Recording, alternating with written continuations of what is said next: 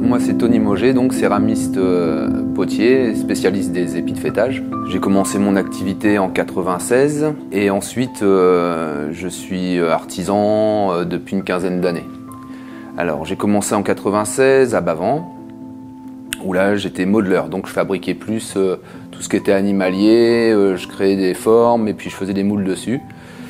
Et puis quelques épis de fêtage aussi déjà au départ, et puis suivant les années, je me suis vraiment concentré sur la production d'épis de fêtage, ce qui en est ma spécialité aujourd'hui.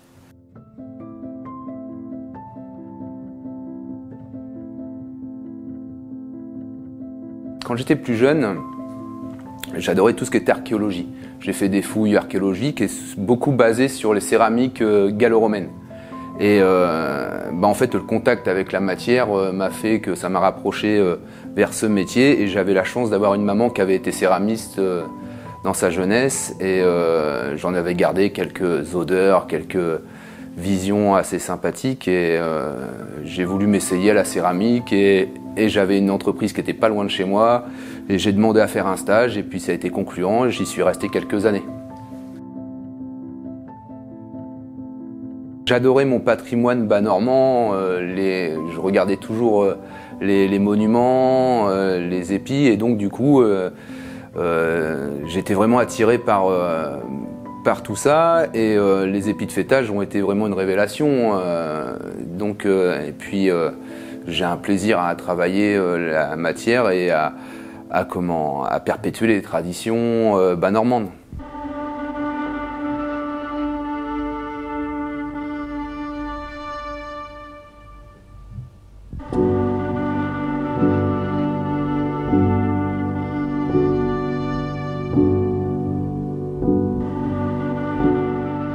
Le métier a évolué parce que les prémismes des épis, on les voit sur les tapisseries de Bayeux. C'est vraiment des petites cloches en céramique qui couvraient le poinçon de la charpente, qui n'étaient pas encore dénommés épis de fêtage, mais c'était la base. Après, si vous voulez, au fil des siècles, les céramistes ont développé l'architecture par rapport aux tendances de mode, entre guillemets, et donc on fabriquait des épis de fêtage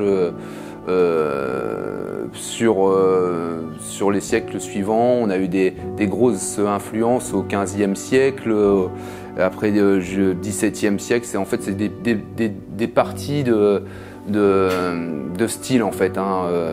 On a tout ce qui est céramique augeronne, ça concerne beaucoup 15e et 17e siècle.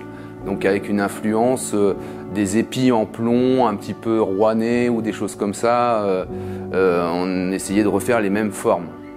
Avec des oiseaux, des grosses urnes très colorées. Alors ça c'est pour la deuxième partie. Et la première partie qui se trouve au 15e siècle et 16e, c'est plus des épis monochromes, avec des verres et des oxydes de fer, des miels, des choses comme ça. C'était à but au départ de protection, et ensuite c'est devenu vraiment décoratif et de faire valoir un petit peu sa notoriété. Les gros manoirs, plus on avait des épis de fêtage et plus ça représentait un petit peu la richesse de la famille, quoi. Donc c'était vraiment ornemental et artistique au niveau de l'architecture. Et ensuite, après, au 18e, 19e, a eu l'influence anglo-normande, ce qu'on peut retrouver tous les épis qu'il y a sur la Claude Fleury, de Honfleur jusqu'à Bayeux en fait.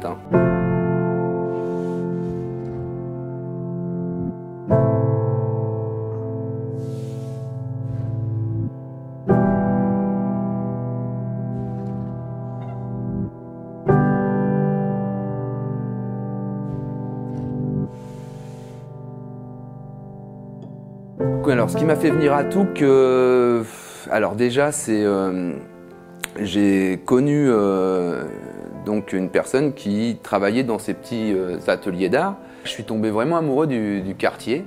Et j'avais vraiment envie de... Je m'y projetais en fait. Et j'ai eu une opportunité, un artisan d'art a libéré des ateliers.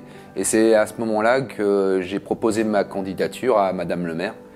Et qui a été très enchantée de me recevoir, qui avait les mêmes intérêts sur le patrimoine, qui adore la céramique et je pense que voilà, elle a vu en moi et moi j'ai vu en tout que justement une cohérence, une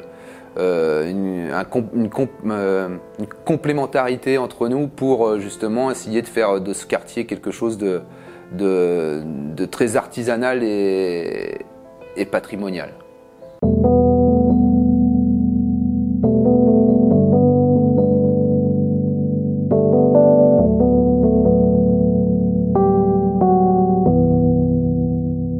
J'ai créé ma céramique, mon mode de fabrication de céramique, je l'ai créé par rapport à tout ce que j'avais en fait récupéré d'important chez chacun.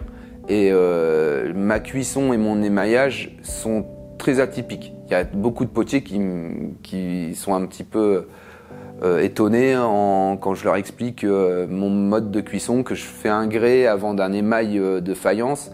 Et ils me disent mais normalement c'est pas cohérent. Mais il m'a fallu, moi, 1 an et demi afin de parfaire cette technique-là pour qu'elle m'appartienne, entre guillemets, qu'elle soit propre à ma fabrication. Parce qu'un épi de faitage, il faut qu'il dure dans le temps. Et si on n'a pas un tesson, alors le tesson c'est la matière, si on ne l'emmène pas en grès, on aura un épi qui ne va pas durer, il peut durer une quinzaine, une vingtaine d'années, mais il sera très éphémère par rapport à la longévité qui existait à l'époque, quoi. Et donc ma technique en fait elle est un petit peu puisée de chacun de toutes ces expériences que j'ai pu mener à travers ma vie, quoi. Ma fabrication en fait elle se différencie par ma finition. C'est vrai que j'ai énormément de moules, mais on sort pas une pièce et on la met pas en vente à partir, on sort pas du moule, on met pas à cuire et voilà. Il y a toute une technique après de finition, le débavurage, de refaire tout le plumage si c'est un oiseau, de refaire tous les poils d'un animal, de faire les fleurs à sa façon.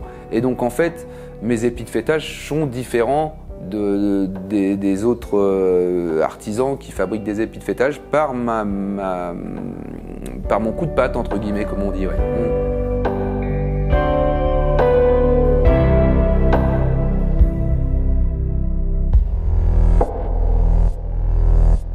La terre, elle vient du Mollet-Literie. Et donc à Noron-la-Poterie, on a un gisement de terre qui est assez, autour, qui est très important. Et je prends ma terre dans la région. Alors ensuite, c'est un grès. Donc ce grès-là, je le fais sécher donc avec l'engobe. Et une fois qu'il est bien sec, je l'enfourne. Donc j'enfourne mes pièces et je fais une cuisson d'à peu près 15 heures, 16 heures avec des paliers, jusqu'à temps qu'on atteigne la température de 1180-1200 degrés. Hein. Donc en fait, ça permet de vitrifier la terre, qu'elle ne soit plus poreuse, ou très très très peu. Hein. Et ce qui va lui garantir après sa qualité par rapport aux intempéries, face aux intempéries, tout ça. Donc ensuite, je défourne au bout de 2-3 jours, quand le four est redescendu en température, je défourne mes pièces, et là en fait j'applique un émail. Donc l'émail, hein, c'est un mélange de matériaux avec des oxydes, des choses comme ça pour donner des couleurs. Et ma technique d'émail est essentiellement au pinceau. Donc je fais tous les détails au pinceau. Et autrement, il m'arrive d'utiliser la louche aussi pour émailler dans des plus grosses quantités. Quand on a des pièces monochromes, en fait j'utilise la louche pour essayer de faire quelque chose de bien lisse, de bien tendu. Donc ça, c'est mes techniques d'émaillage. Après, la technique de cuisson, pour le deuxième feu, c'est 8 heures à peu près. 8 heures de cuisson d'émaillage.